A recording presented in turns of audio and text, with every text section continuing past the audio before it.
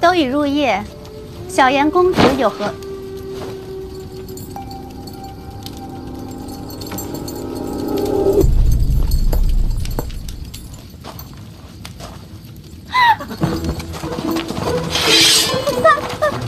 范闲，你不是死了吗？公主见过我？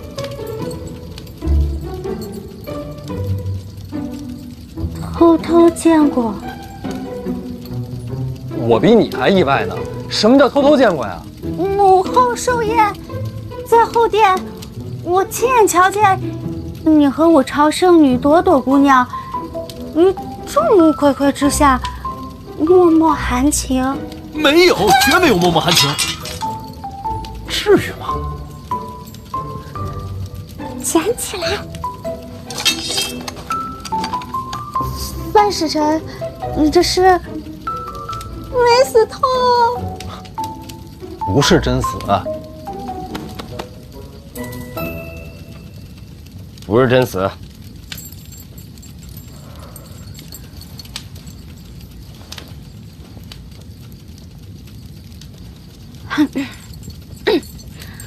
没事了，散了吧。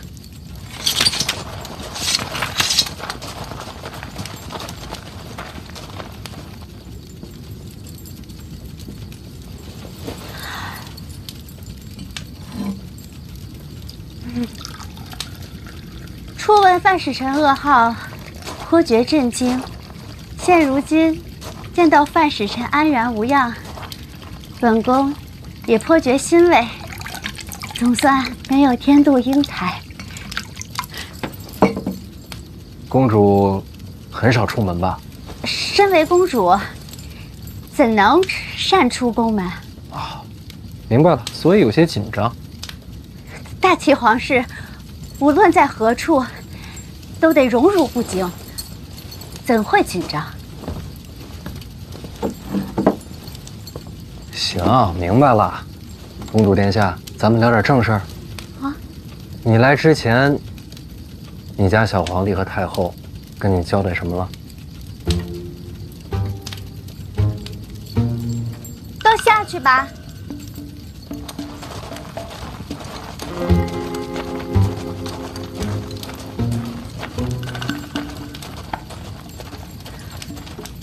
母后与陛下都与我说过，范使臣与大齐暗中走私盈利往来。他日范使臣若是有讯息，可告知我，我便可把讯息传给大齐。所以咱们也算是自己人。算吧。所以我不能死啊。这不是没死吗？可以活不成了。我要是活不成，咱们之间这买卖还怎么做？啊？那范使臣要怎么活啊？公主会说谎吗？大齐皇室最为忠信，怎能伪言瞒昧？那公主要是不说谎的话，您家母后和陛下跟你交代的事情就做不成了。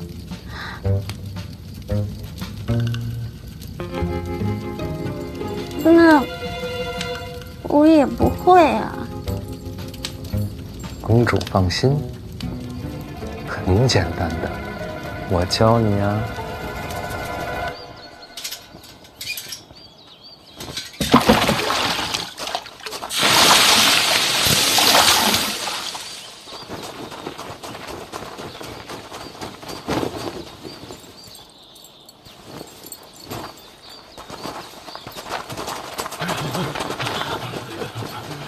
怎么了？啊，怎么回事啊？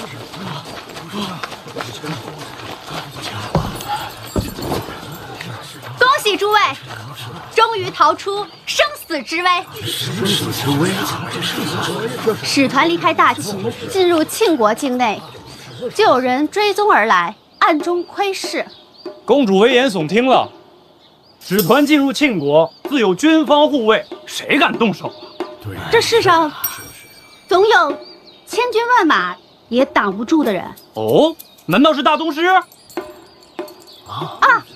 没错，大宗师来使，大宗师之威胜过铁骑如林。大宗师为何要针对使团啊？庄墨涵先生临终之际，将一生藏书赠予范闲范大人，这代表什么？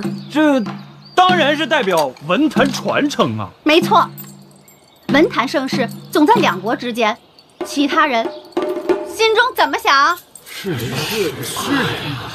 是境外蛮族，是杜一城。公主怎会知道大宗师会出现呢？我本人亲眼所见，贵方使团中有人以一己之身直面大宗师，他以自身性命保住了文坛传承之路，保住了诸位的性命。这是谁呀？不知道，绝对是个高人。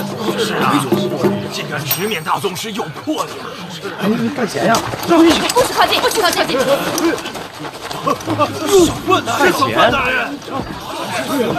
你不是已经死了吗？小范大人，这到底是怎么回事？给我们大家讲讲啊！给我讲讲。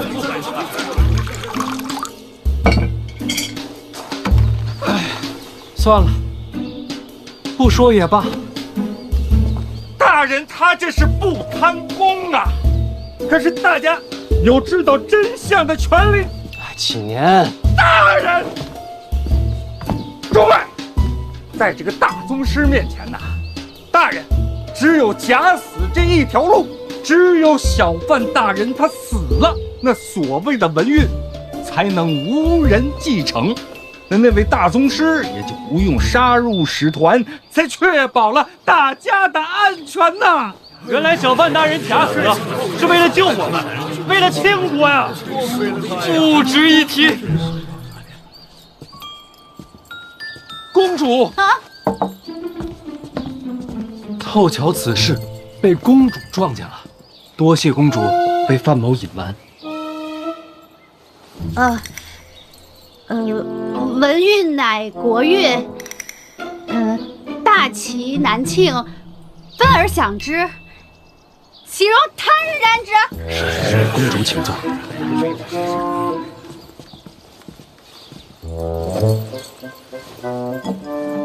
公主喝水。敢问小范大人，对手是哪位大宗师啊？未曾交手，这大宗师若是真出了手，我怕是已经死了。只不过远远瞧见那人用剑。哎呦，你就白问，大宗师就4个，除了北齐大靖，还有谁呀？4支箭呢？我没看清楚，可不能乱说冤枉好人呐。没看清楚的事儿不能乱讲，万一人为这事儿杀过来怎么办呢？对，多亏了小范大人呐！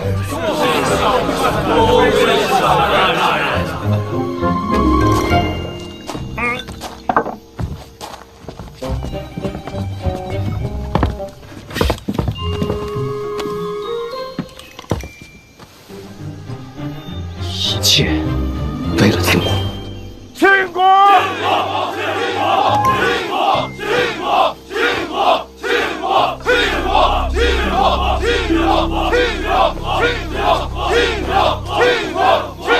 大家安静，给大家半个时辰的时间，整装拔营。半个时辰之后，准时出发。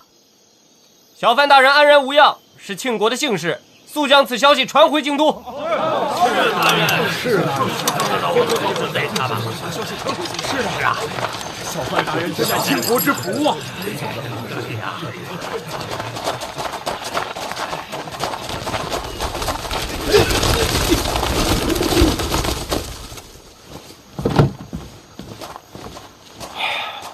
终于活过来了。是啊。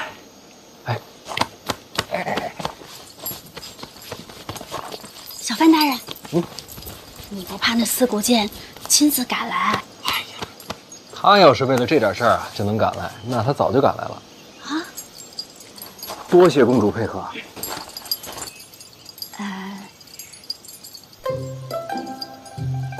范大人，有件事不知能不能问上几句？你问呗。贵国与我大齐联姻，那位大皇子是怎样的人啊？大皇子常年领兵在外，我跟他没见过。哦，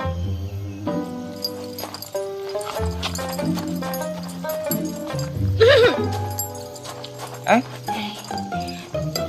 你见过大皇子吗？没有。哦，哎，您慢点。小严公子，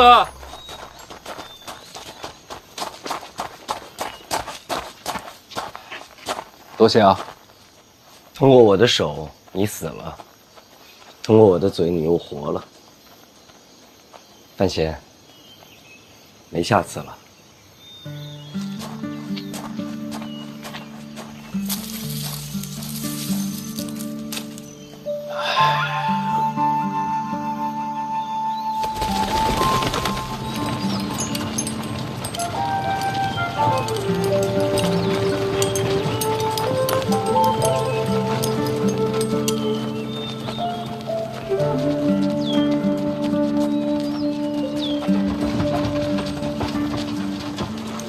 哎，老王啊，咱们来一人啊，是来接使团的吧？怎么一个人跑过来了？哎，这人看着眼熟啊！啊！哎，小范大人，哎呀，你可回来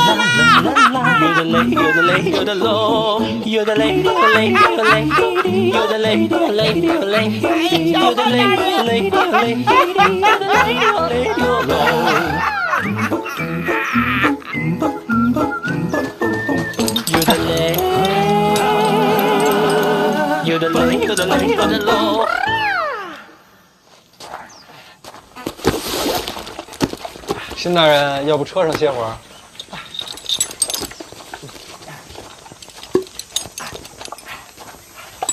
哎，辛大人，哎，慢点儿。哎呀，多谢，哎呀，多谢。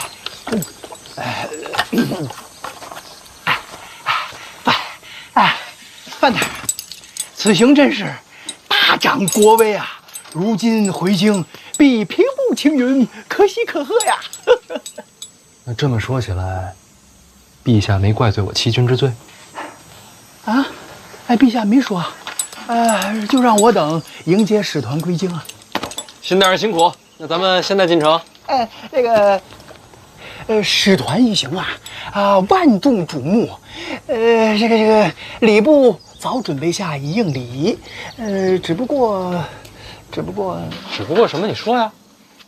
只不过巧了，大皇子自军中归京，也是今儿到。那是真巧。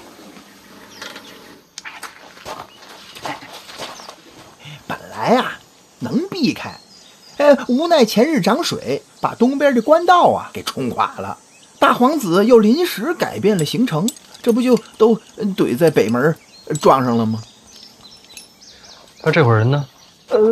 不远，离此不足3里。所以呢？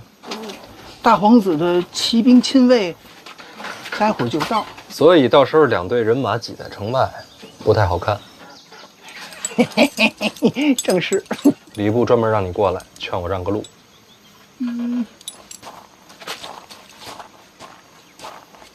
人家毕竟是皇子。范大人劳苦功高啊！大人，您待会儿就在路边上，您稍微歇一会儿，等殿下一过，礼部鸿胪寺各位主官必亲自出城迎接使团进城。这点小事随便找个办事儿的，跟我说一声就行。怎么辛大人自己跑一趟？无妨，我对范大人也是日思夜想啊！您看，兴奋的我昨天晚上都一宿没睡觉。您看我现在见您多激动啊，激动的我眼泪都……辛大人收。辛大人晚些再哭。行，我待会儿再哭。那您这让路的事儿，这事儿简单呀。哎，是是是。我做不了主啊！啊？北齐大公主也在车队里，知道吧？啊，那是知道。将来两国联姻，这位就是大皇子妃，也知道吧？啊，知道。那让路的事儿，咱是不是得跟人请示一下？哎呀，我看就没有这个必要了吧？你想瞒着？瞒着好。好，都听见了。听见了。欺瞒皇子妃这事儿啊，那是新的人主张的。别啊！那还是请示一下吧。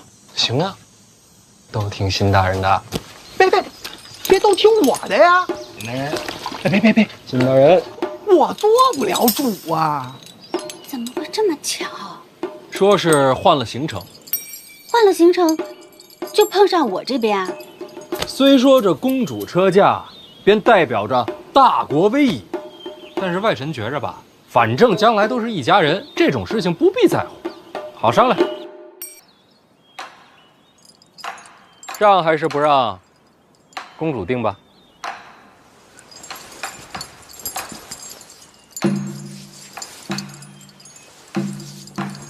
我身为大齐皇室，所言所行都代表大齐颜面。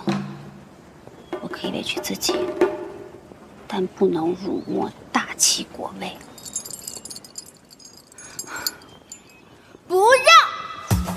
不让。我也是尽力了。那大殿下怎么办呢？那不成，让他等等呗。不，那可是皇子。那可是皇子妃。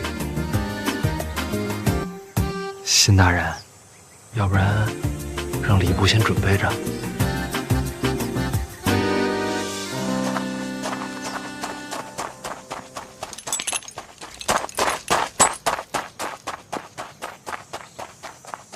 出发。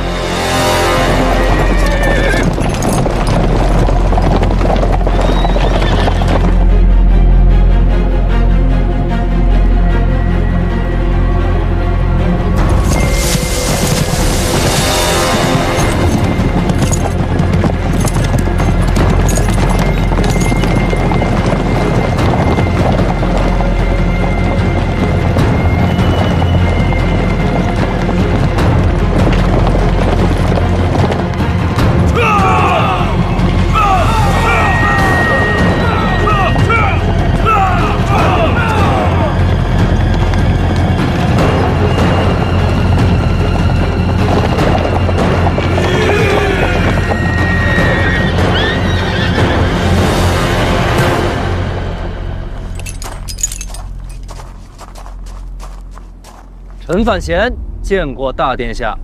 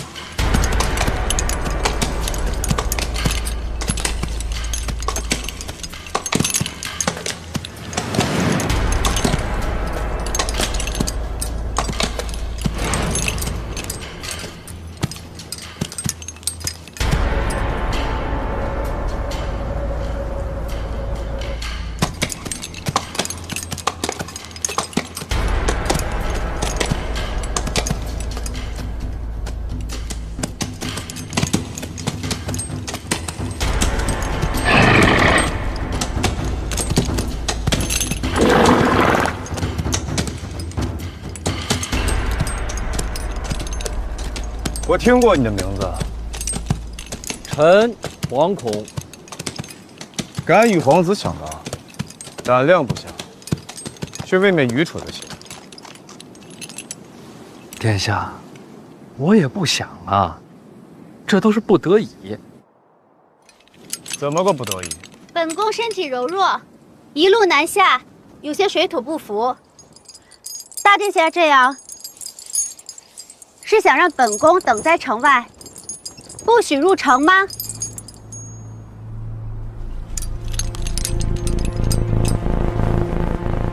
回殿下，这就叫不得已。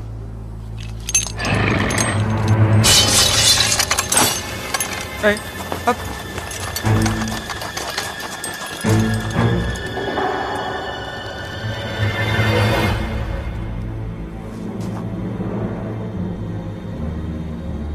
倒是有几分本事。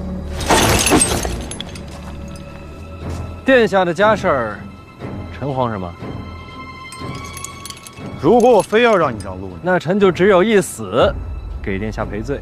是本宫想早日进城，与范大人无关。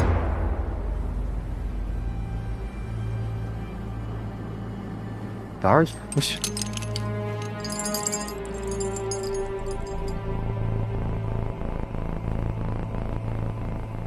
范闲，你是觉得我不敢杀你是吗？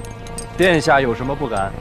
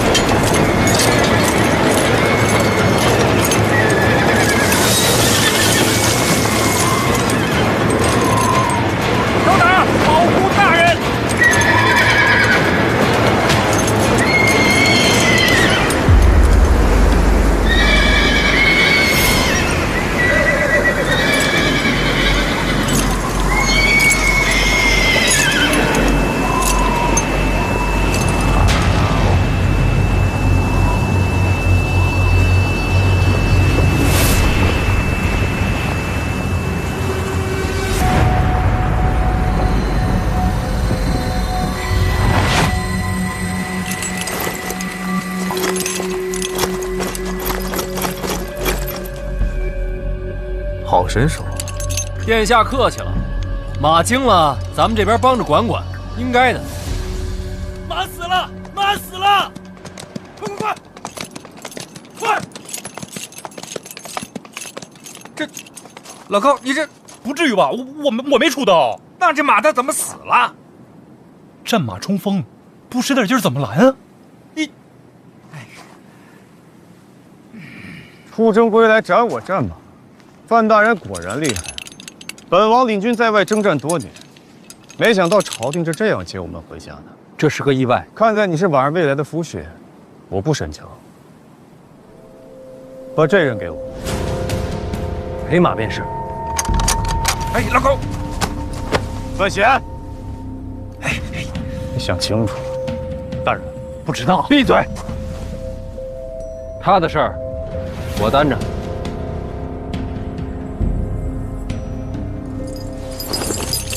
是本宫发的话，不必为难范大人。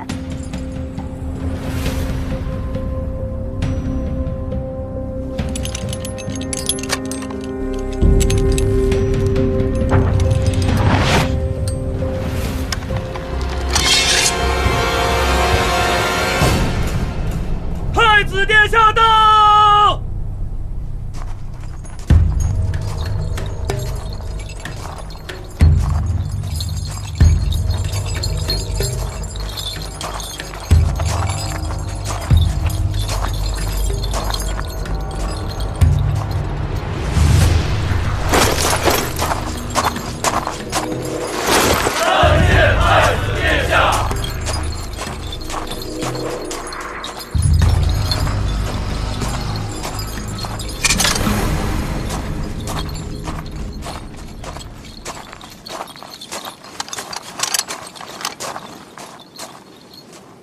陈范闲参见太子殿下。自家兄弟，不必多礼。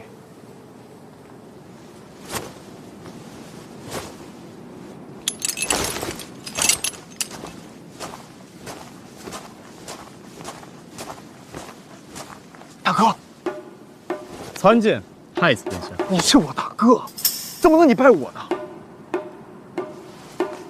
常年在外征战，都瘦了。瘦不要紧，在外奔走心情愉悦。要不是圣旨，我还不想回来呢。你得回来啊！你知道做弟弟的多想你吗？哥，抱抱。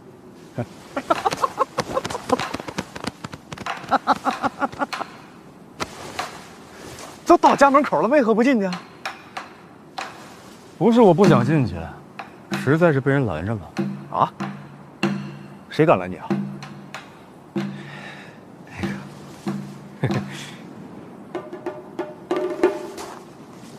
怎么又是你呀？拦我大哥是重罪，你知道吗？臣哪有那么大胆子呀？这不是北齐大公主殿下也在撤退，说着一路远行，水土不服，想早点进城休息，是吧，公主？确实是本宫的意思。公主稍安勿躁啊，车内安坐即可。战死军马，本宫陪夫就是。可不便宜啊！我身为大齐皇室，这份担当总该有。那你比我有钱，我是赔不起。我也是母后给的。多少银两，告知我便是。好，回头我单独找你。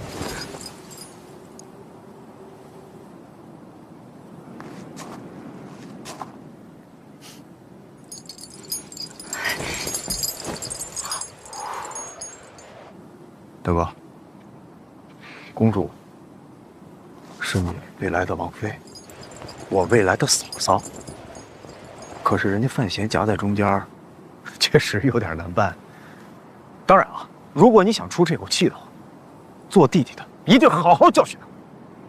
殿下都这么说了，我还计较什么呢？对呀，别跟他们一般见识。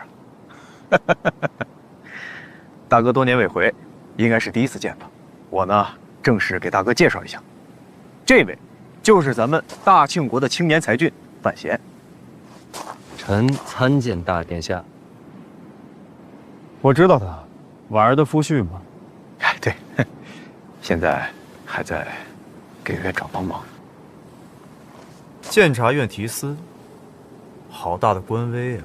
大哥，那婉儿不就宛如咱俩的亲妹妹吗？那看在婉儿的份上，咱们放你未来的妹夫一马？殿下真的以为我是为了拦路生气吗？那大哥是为何呀？成婚可是大事，可如今呢？父皇说只要娶了婉儿，就能够接手内库的财权，然后他就出现了。他要娶的到底是婉儿本人，还是那数不尽的荣华富贵？自然是为了人，谁都会这么说。陛下开的口，非要搭上内库，我倒是不想要，总不能抗旨啊。父皇这旨意，确实糊涂了些。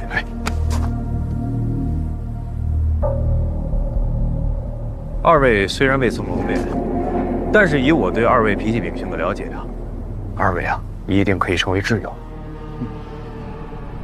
天色也不早了，这二哥和三弟还在里头候着大哥呢。依我看，要不咱们里边说？那敢问殿下，这进城怎么分先后啊？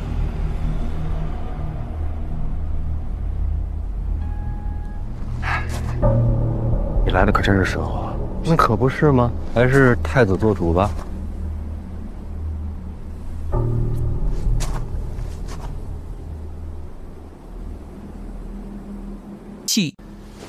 二哥，大哥不是要和使团起冲突吗？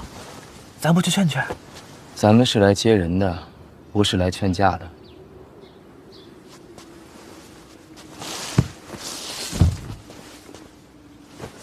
那太子殿下怎么过去了？太子跟我们不一样。那太子会帮谁啊？他呀，谁都帮，又谁都不帮。那太子可太不容易了。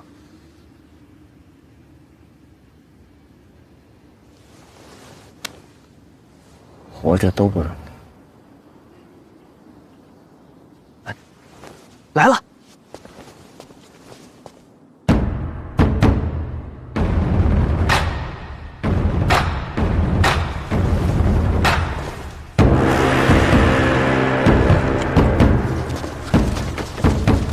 怎么同时进城？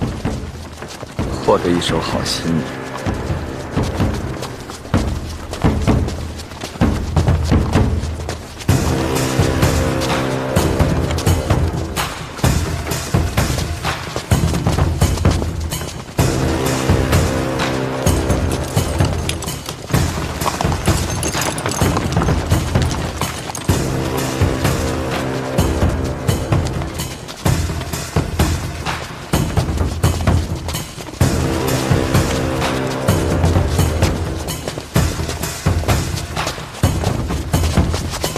大哥，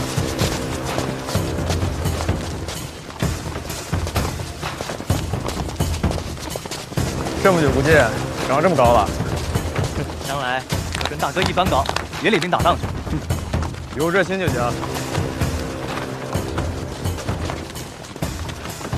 有未谋面，你瘦了。我刚才看见他，也是这么说的。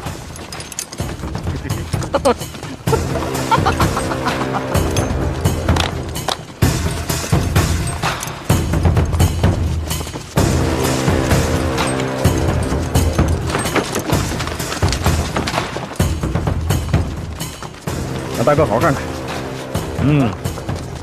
结实了很多啊。早知道你跟大哥一起回来，我应该给你准备些礼物。殿下客气，您在路上准备的厚礼，我已经收下了。真的吗？我都忘了。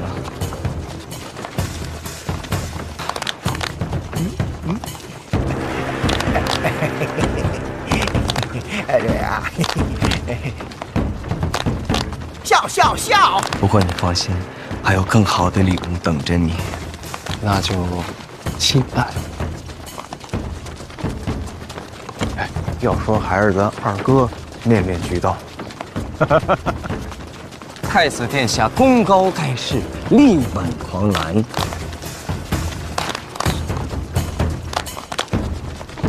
二哥取消我，这不夸你了吗？过奖了，二哥。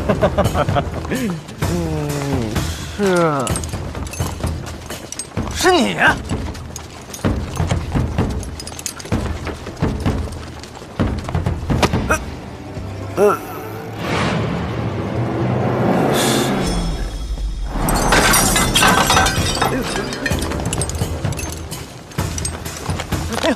这位就是三殿下。不是做梦，他是真的。躲什么呀？他们打晕了我。你确定？确定啊！我还以为是做梦呢，原来是真的。你对皇子出手？请问殿下，我在哪儿把你打晕的？就在报什么？您接着说，这儿没人能拦得住您。放心说，大哥在。哦，天啊！我记错了，记错了。啊，确实是个噩梦。那这么说，咱们没见过？没有，头一回见。吓臣一跳。真记错？真的，我常年在宫墙之内，哪有机会见范大人？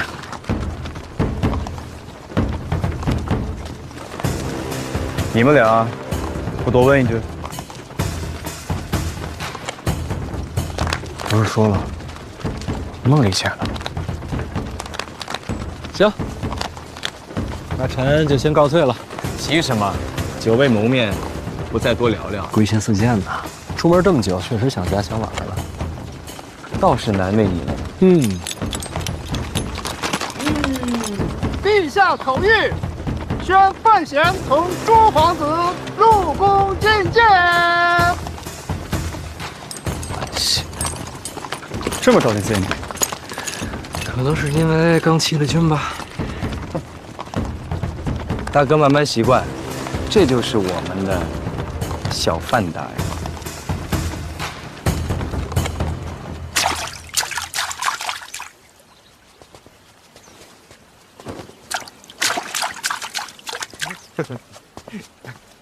大哥，太子殿下，殿下，都说了，自家人不必多礼。二哥好啊！刚才那个叫什么？范闲，不是跟殿下在一起的吗？陛下召见，马上要开宴了，父皇单独见他，怕是要重罚。为什么？范闲出使归来，中途假死，闹出这么大事端，总要有个结果。听说是四顾见威胁，无奈装死。遇险是遇险，欺君是欺君，两码事。二哥这话严重了，毕竟对方是大宗师，情有可原。哦，太子的意思是，只要情有可原，人人皆可欺君。我可没这意思啊！随口说说，别害怕。不要私下擅论朝政。陛下到。参见父皇。陛下。啊，都坐了。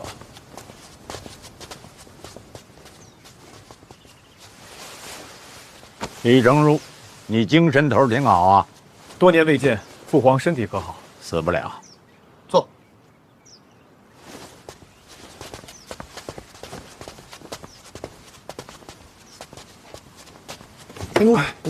好。谢陛下恩赐廷杖。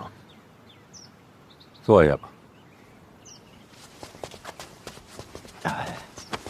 臣范闲，谢陛下赐座。妈呀！今天和大家一起吃个饭，顺便听听范闲的北齐之行有什么奇闻异事。范闲，回陛下，北齐一行顺利把严冰云接回京都。北齐那边呢，沈仲死于上山虎枪下，政局有些动荡。朕只关心神庙的情况。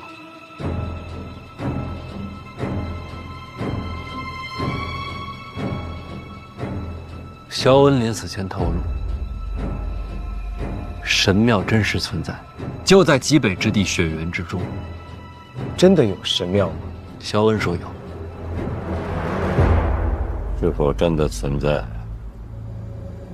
要看见了才能知道。极北之地，终究可是北齐，不太方便。世上没了北齐，不就放凉？陛下胸怀乾坤，北齐指日可待。范闲，还有什么呀？回陛下，还真有。说。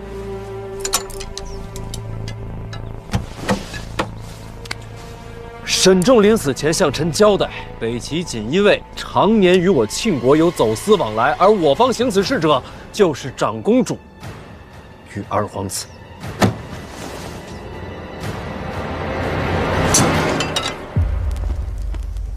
陛下御书房内，家宴已然开席了。范闲没走，回皇后，范大人留下了。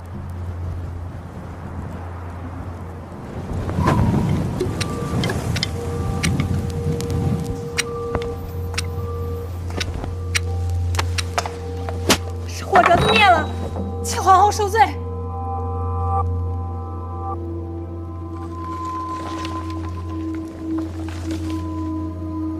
外臣入席，我这个皇后倒没资格。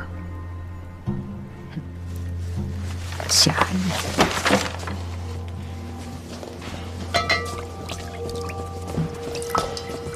都聊什么了？回皇后，范闲参二殿下和长公主，罪名是与北齐走私。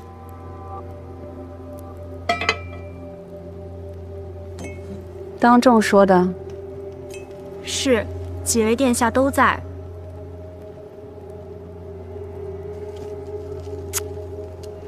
陛下如何回复？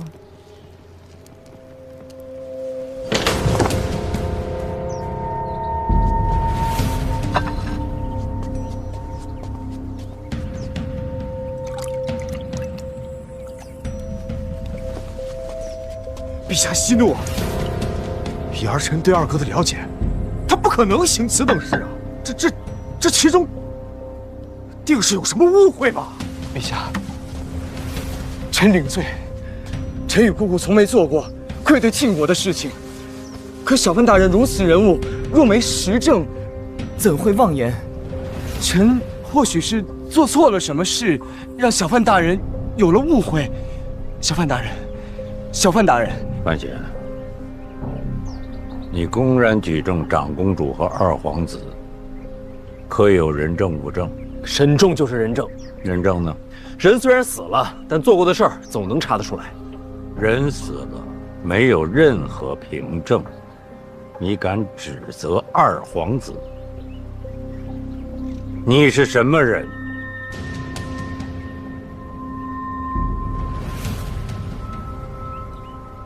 臣是监察院提司，有执法仗剑、扫除奸佞之责。哼！再说一遍。臣是监察院提司，有执法仗剑、扫除奸佞之责。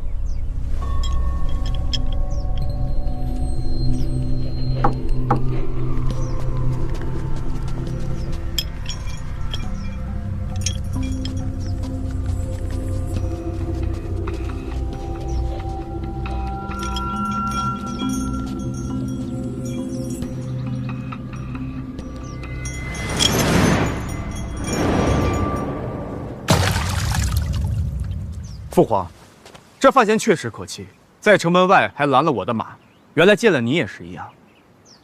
看来他天生就这脾气。您息怒啊！是啊，陛下，您息怒啊！陛下息怒啊！父皇息怒。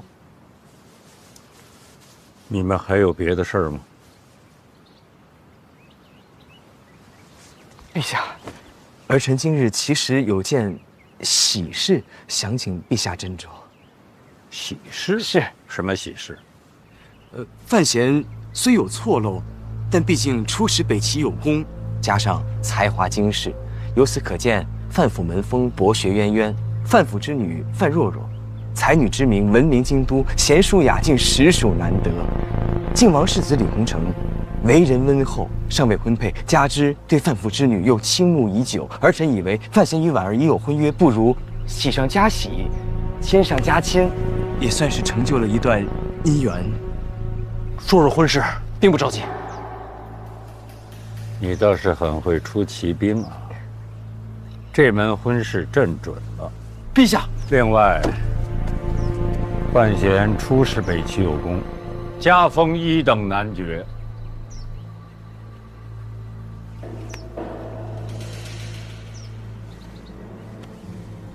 你这么喜欢喜庆，那么朕赐你一桩婚事。叶仲的女儿叶灵儿，与你非常般配，朕把她赐给你吧。我与叶灵儿也并不熟悉。好了，你们接着吃吧。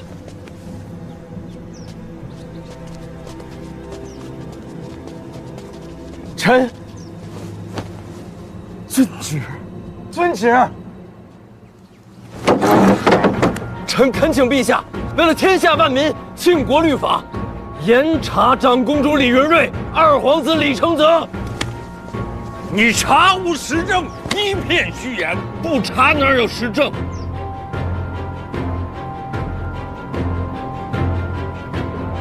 真是大清了你！此案冤魂无数，罪无可恕，望陛下严查。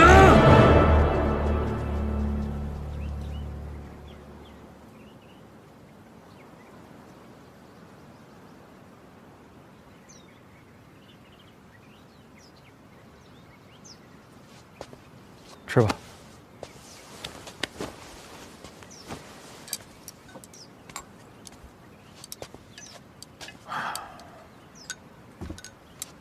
恭喜啊！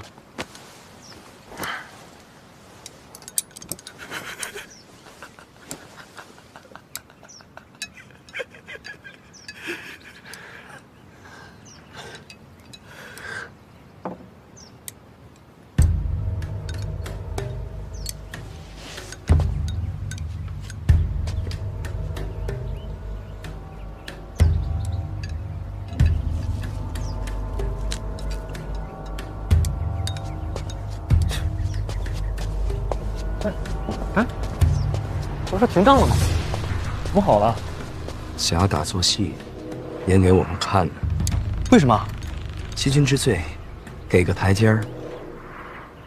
但陛下对范闲也太过恩重了。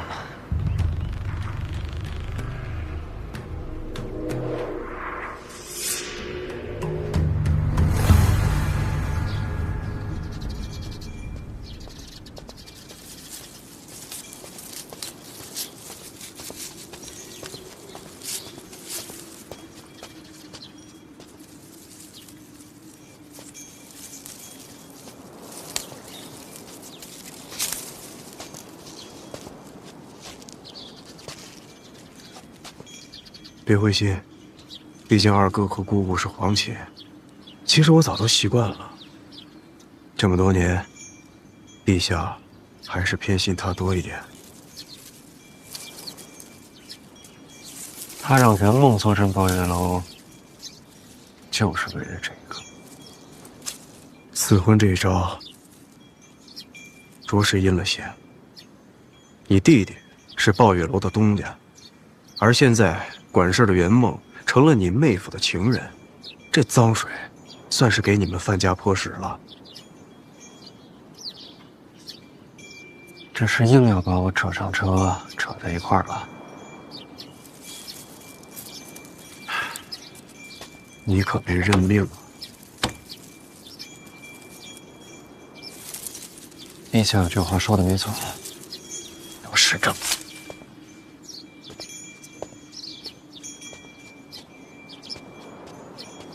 殿下，史家镇的事查得怎么样了？有回音吗？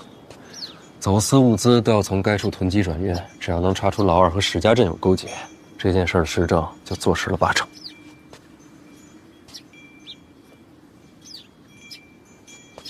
怎么了？史家镇没了。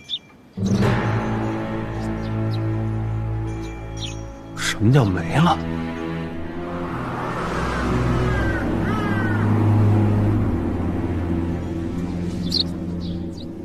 总不能一个活口都没有吧？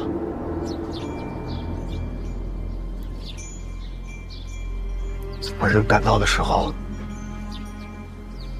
镇子已经被烧尽了，一个都没剩。二哥这一手太狠了，这村子烧了，走私的线也就断了。关键是可惜了那么多条人命啊！镇子没了，咱们还有个说法：意外失火，这就完了。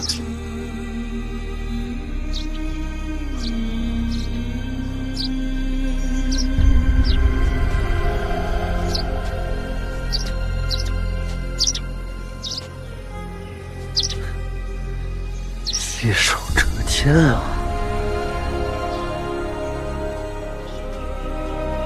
你别冲动啊！如今时政没了，陛下又想着二哥，你能做的就只有平衡心态，多讨陛下欢心。剩下的，咱们伺机而动。还有啊，监察院提司的位子得想办法讨回来，这个位置至关重要啊！皇后请殿下相见。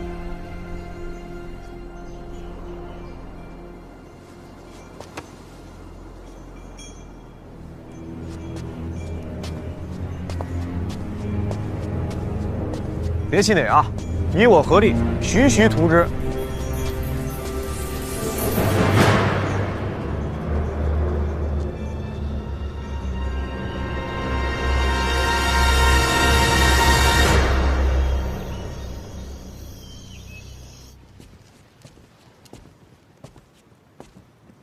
儿臣求见母后。进来。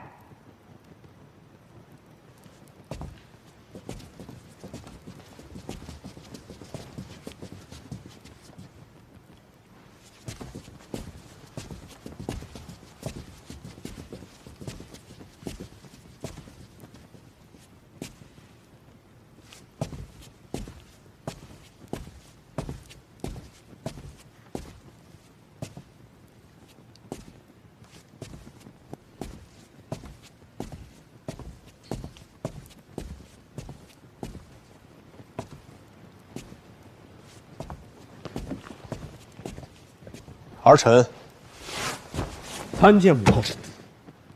不必多礼，没外人了。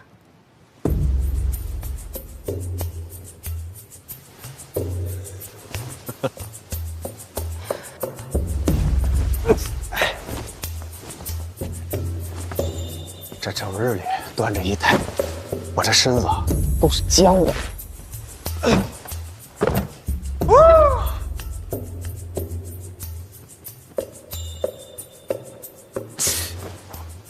母后，你说二哥天天赤脚在地上走，是不是特别舒服？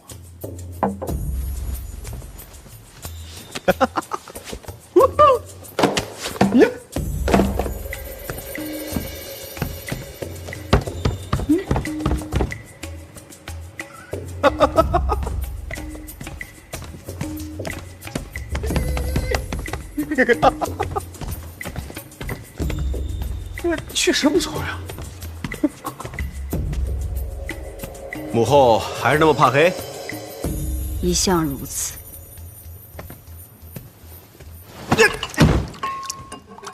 要不然，咱们换个太医瞧瞧。没用的。这世上唯有心病难医。那你也不能整日喝酒啊。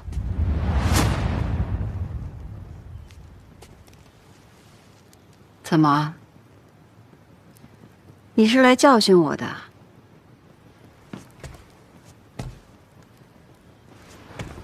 那儿臣哪敢呀？儿臣的意思是说，这太亮了，熏了眼睛。你是太子，自当举止端正。毕竟那么多眼睛盯着你。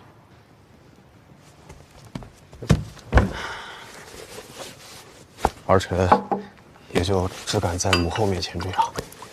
这即便是在东宫，也丝毫不敢懈怠啊。真的吗？日日如此，如履薄冰。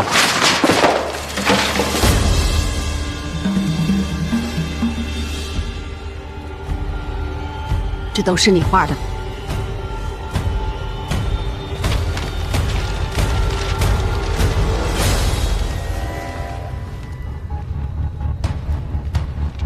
怎么会在母后这儿？是不是？闲来无事，作画取乐罢了。这不画脸也是取乐？你要不要我再问清楚，这到底画的是谁？你是太子。儿臣知错，儿臣谨遵母后教诲，儿臣再不画了。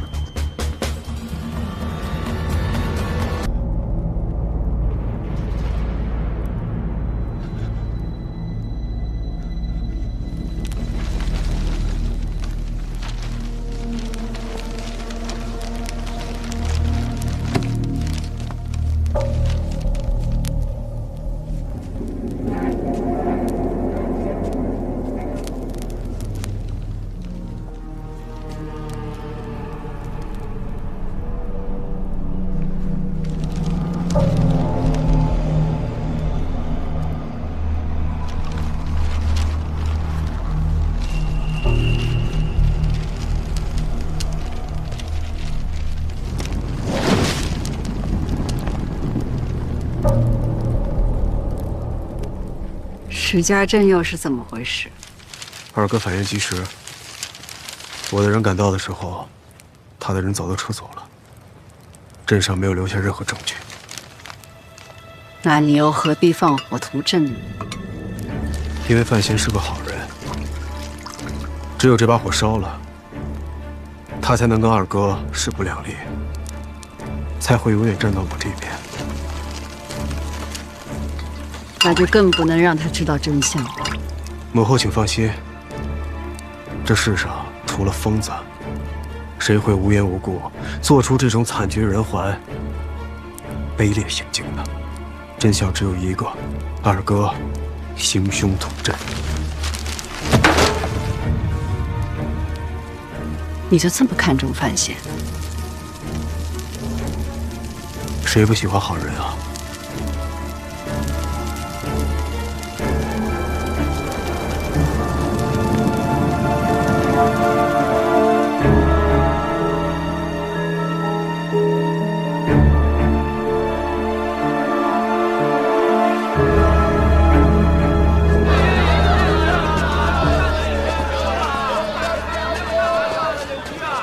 大人，启年在这儿等您呢。我不是让你回家好好想想吗？跟在我身边全是危险。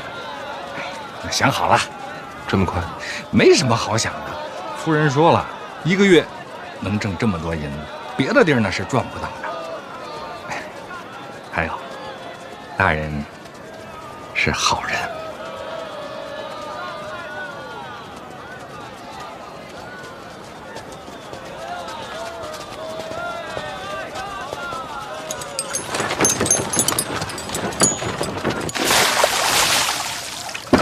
不然有啥用啊？身边全是危险。大人，这世上的危险到处都是，唯独好人太少。话说回来，我算是哪门子好人啊？我身上毛病多的是，我怯懦、自私、贪婪、自负，有的时候安于现状，有的时候瞻前顾后。说穿了，我就是一个普通人。普通人遇到现在这局面，会怎么做啊？会怎么做呀？撂挑子不干啊！提丝也没了，线索也断了，我拿什么查下去？我凭什么查下去？与我何干呢？人啊，就是得学会独善其身。大人，您可千万别这么说，您的言行主张已经改变了很多人呐。谁呀？起码有我，王启年。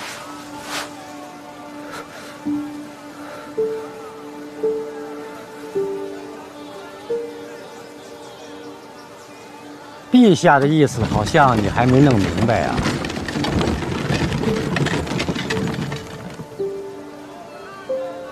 我明白，撤我提司腰牌，赐婚李承泽叶家。谁不知道叶家有大宗师坐镇啊？这门婚事一成啊，李承泽将来就是前途不可限量。陛下呀，就是保护他呗。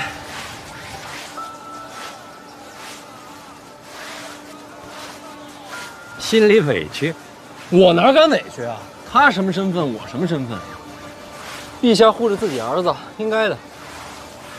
所以你就不想查下去了？院长，我拿什么查下去啊？皇子犯法，我冒死进京向他进谏，他不听。好，我听他的，我活着回来，重新向他进谏一次，他还是顾左右而言他。我说什么有用吗？这世上我能相信谁啊？我能相信他吗？我能相信你吗？你信不信我没关系。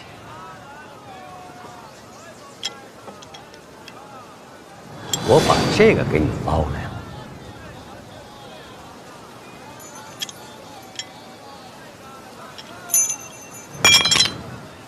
陛下把他扔到水里，说过要撤你的提司吗？今天的所言，所有人都能看出陛下在护着李承泽，所以从现在开始，这件事就算过去了。化名为暗，这是要我潜在波涛之下寻找暗流。怪不得要扔在水里。想得过多，想得过多。意思是这个意思。可是史家镇没了。如果你要不冷静的话，还有许多史家镇会没有。现在最重要的是，你真正了解你的对手吗？你是不是想到了你今后怎么做？我的对手是李承泽和所有像他这样的人。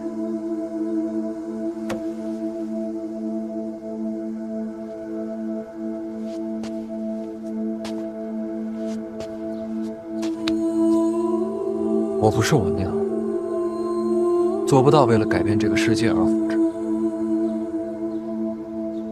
但我活这一世，最起码想要做一个自以为的好人，让我的良心能平静一些。我不想再看到滕子京死了白死那样的事儿，也不想再见到老金头那样无处伸冤的百姓。我要替他们说话，我要替枉死之人找回公道。所以你就要冷静下来，收敛锋芒，从头再来。监察院提司虽然权重，但孤身一人。你来京都很久了，应该有属于你自己的麾下。有忘其年，报告。诸葛还记得吗？自然不敢忘。诸葛死后，一处没有人治养。我建议你呢，这个提司先把一处担起来吧。一处监察京都百官，牵扯极广，既是是非之地，又是鏖战之处。你刚才说想为民发声，搞垮李承泽，这个位置最好。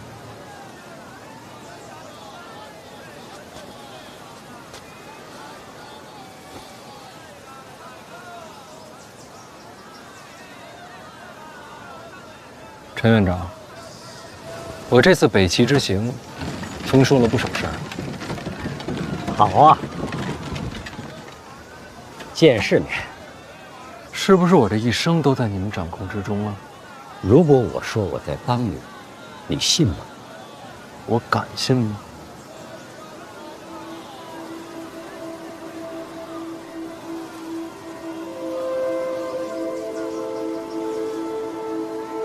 毕竟你是他儿子。有句话我早就想问了，说：如果有一天我走了和我娘不同的路，你怎么选？不可能。如果就是这样的，那我一定选你娘。所以归根结底，你们帮我，还是因为我是他的儿子。说得对。那你们要失望了，我跟我娘不是一样的人。你要知道，世上没有一样的人，但你和你娘最本质的部分是一样的。我可不敢立这碑，立不立碑不重要。我想告诉你，你将来一定会走你娘的路，而且我现在做的就是确保你能走上你选择的路。一生都在被控制，还要确保走上自己选的路，这不荒唐吗？欲取先予未必荒唐。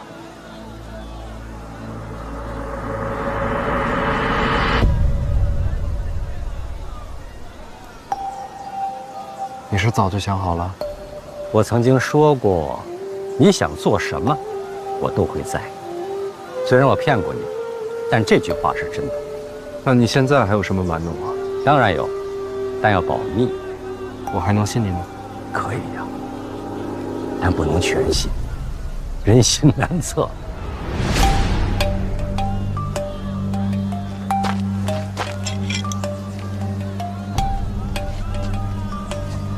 那我信一半，多了。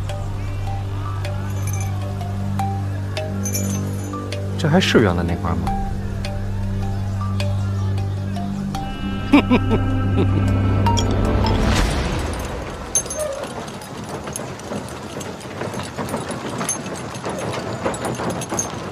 比我想见你的人来了。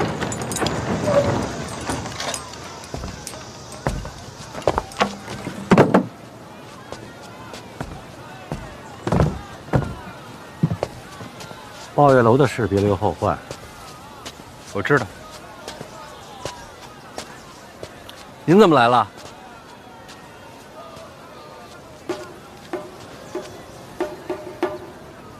这是范闲，姓范，是我儿子。知道，没人跟你抢。咱们庆国最讲究的是什么？是不是孝道？有没有父慈子孝这一说？有啊。远行千里回到京都，不是见驾就是见你，成何体统？他这是生的什么气呀？我没生气，我气什么呀？我是讲道理。我问你，范闲远行归来，不首先回府请安，是不是有违孝道？真闹大了，礼部是不是能参他？你说的真对，是。哼，你也有认错的时候。哼，但不是我叫他来。不是你，其实是我自己想来的。我是想擦擦这石碑。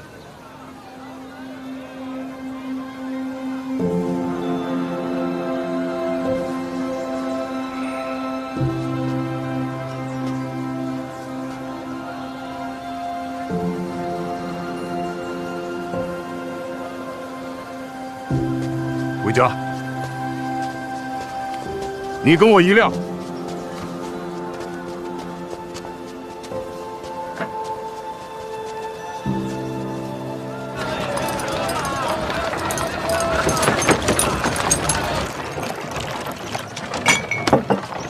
您喝茶。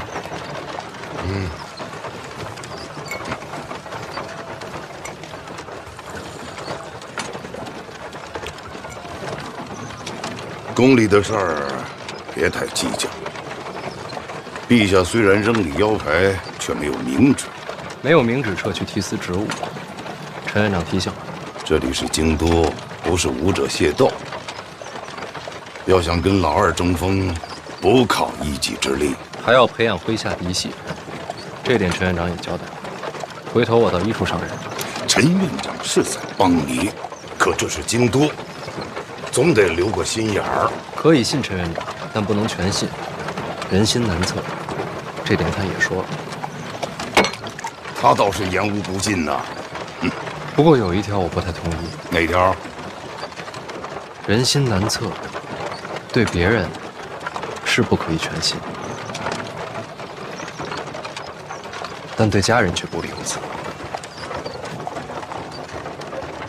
嗯，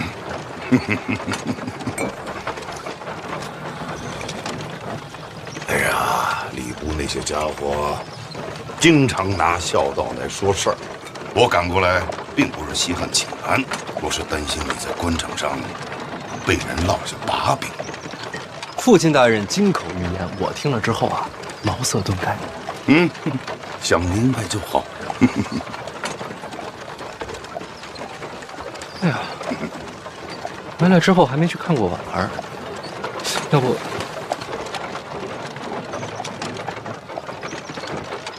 要不我还是先回家待2天，过几天我再去看她。哎呀，是得回去看看若若，你妹妹对你甚是想念。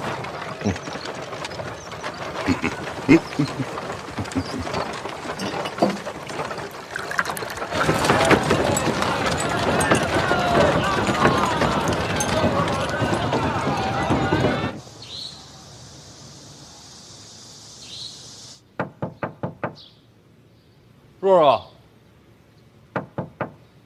若若，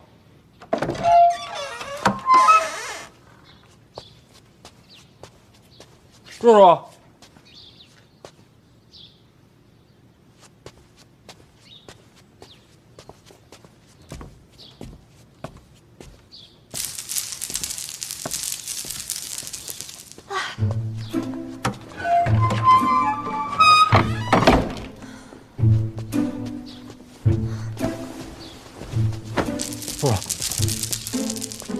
哥，你终于回来了。你干什么去了？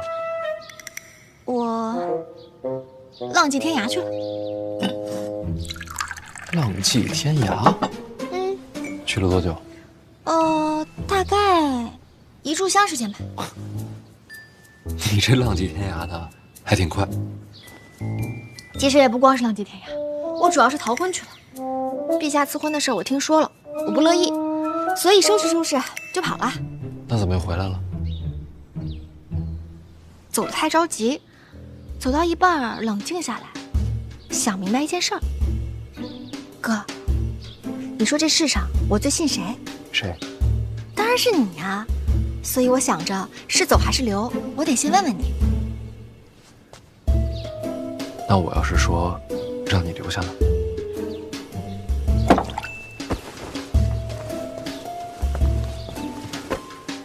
你干嘛？既然不走了，就把衣服收好放箱里。你不担心我让你奉旨成婚？不担心啊，哥。我都说了，这世上我最信你。若若，你是不是不想嫁？不想。哥知道了，你放心，我想办法。你不想嫁，咱就不嫁。好。真要是不行啊，我带你跑。行。哎，别，头发乱。行，那你先收着，我去处理一下范思哲的事。哎，哥，你不是刚回来吗？范思哲怎么了？事儿大吗？这么说吧，我差点想把他打死。我经常这么想，我帮你啊。是个误会。哦，那只能下次动手叫我。他好歹是你弟弟，你可是我哥，你能不能一视同仁一点？那不行。啊，未来我可能有很多弟弟，但是哥肯定只有你一个了。好像有那么点道理。若若，你放心，哥不会让你信错。那当然了。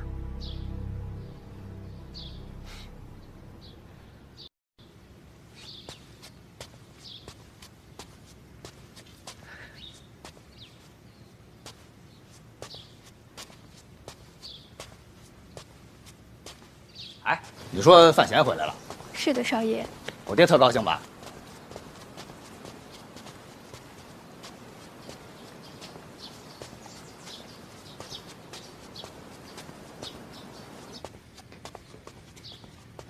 爹，您叫我。哎，哥，你可回来了。这还什么都没问呢，就先跪了。这气氛我熟。包有楼的事儿，你知道吗？知道。谁是东家？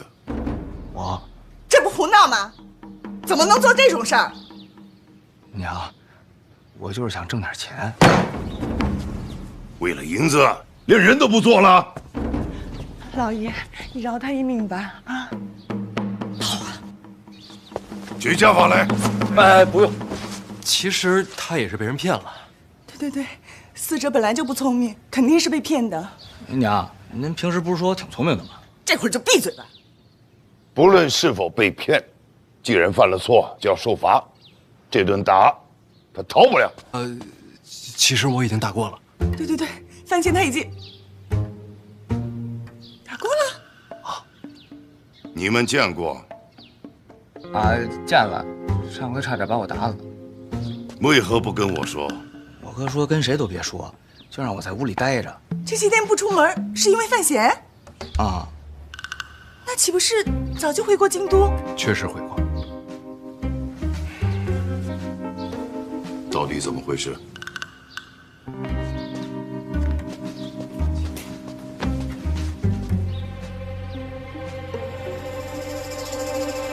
爹，这事说来话长，别让他一直跪着。站那儿。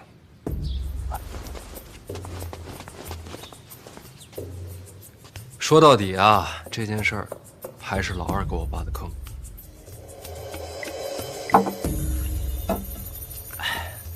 反正情况啊，就大概是这样。抱月楼逼良为娼的事儿，他确实不知道。您听见了？我真不知道。抱月楼一旦事发，第一个抓的就是你。哎，别，他没跟我说是青楼，就说是听曲儿聊天的地儿。我，那怎么办啊？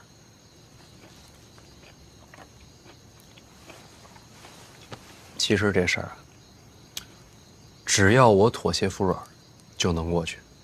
那不可能！你娘这么相信我？什么时候见你服过软呀？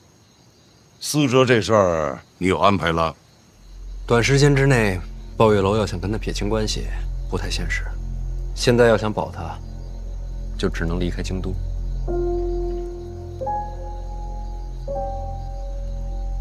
有道理。那我陪思哲回儋州怼着，也不能留在庆国。不在庆国去哪儿啊？要北上，去北齐。太远了吧？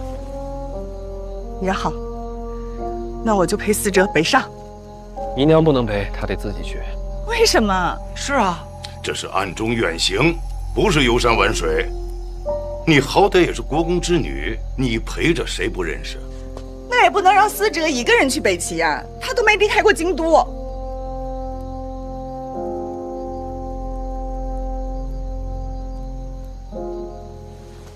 思哲，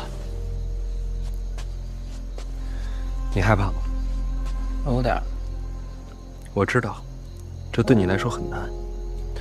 突然之间就要离家远行，从锦衣玉食变成无依无靠、前途未卜。你别说了，越说我越害怕。但这对你来说也是机会。这哪算机会呀？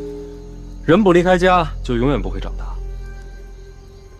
你是不是也想过，想对某个人证明自己不再是一个孩子了，证明你并非做每件事情都是错的，证明你自己也可以被期待。我想证明，那就北上，找到你自己的路。他做不到。好，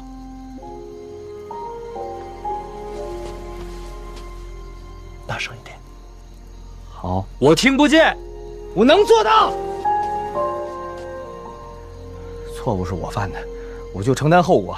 爷，我愿意去北齐。可你明明在害怕呀。娘，我是害怕呀，可是我也不能总在您的身后啊。我已经长大了。何时出发？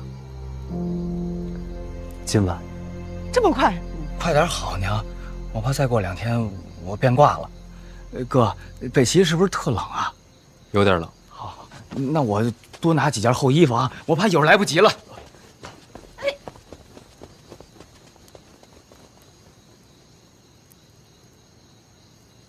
怎么一下子人全变了？姨娘，有时男人长大，只要一瞬间就够了。不行，我得去交代两句。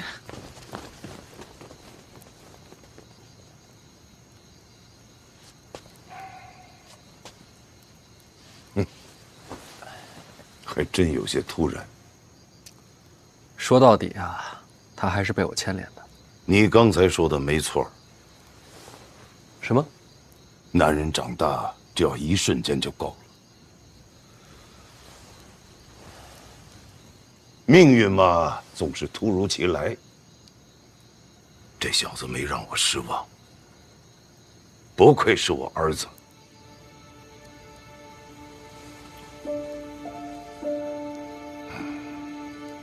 这些话，您倒是当着他面说呀。唉，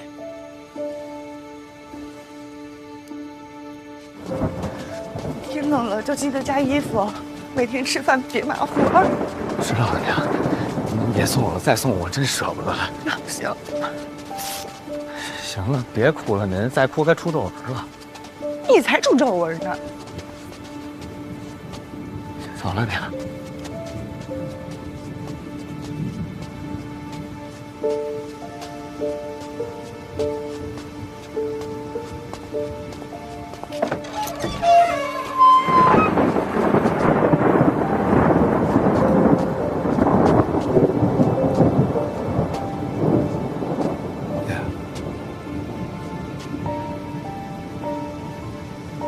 范闲刚才说，有些话该当你面讲。马车备好了。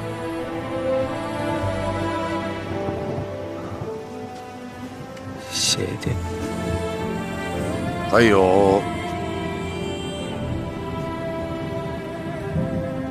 你没让我失望。范思哲，不愧是我儿子。一路小心，我跟你娘等你回家。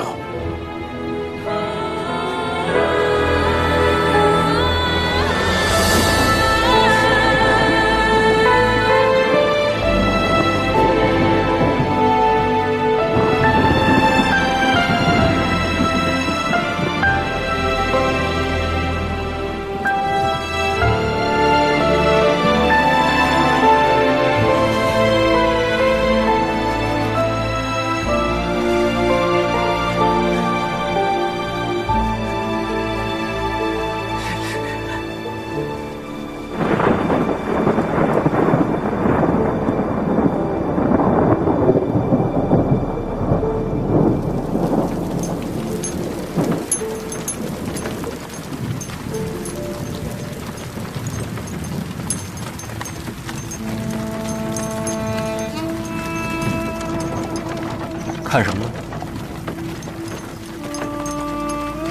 看雨。我从小就在京都长大，什么样的雨都见过，早就看腻了。可是今儿这雨，怎么有点舍不得呢？你就当是京都为了给你送别，感动的都哭了。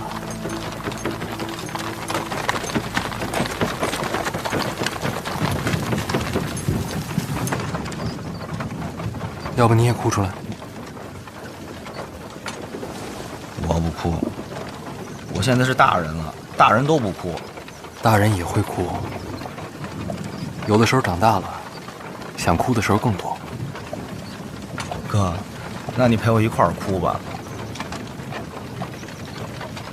北上的又不是我，我哭什么？就是一句好话都不会说。什么？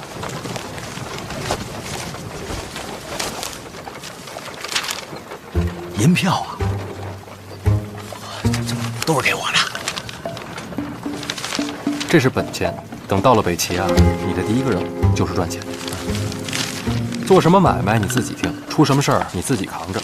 别忘了，你要跟爹争钱，要跟你自己争钱。你们等等，这钱得还啊！这是投资，等你赚了钱，我得分红啊。咱们这亲兄弟还算这么明白呢？不要还回来了？不，你放心，肯定不能让你赔本。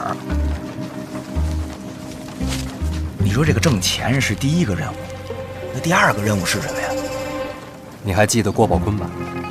啊，他也在北齐。别了吧？什么别了吧？你都给他打得那么惨了，斩草还要除根啊！他现在给我做事呢。他都能给你做事儿了。你到了北齐，第一个先去找郭宝坤啊，然后呢？接下来我跟你说的话，记在心里，别告诉第二个人。那能告诉郭宝坤吗？别告诉第三个人。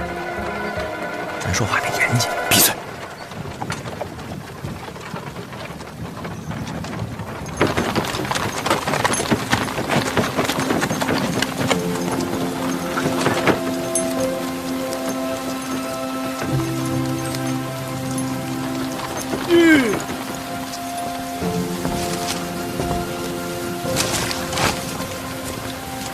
辛苦各位兄弟，提司严重了。这几位会护送你北上，一路上他们照顾你。他们几个是谁呀？别忘了我跟你说的话，路上小心。走吧。那我娘你帮我多照顾点啊！放心吧，一切有我。谢谢哥。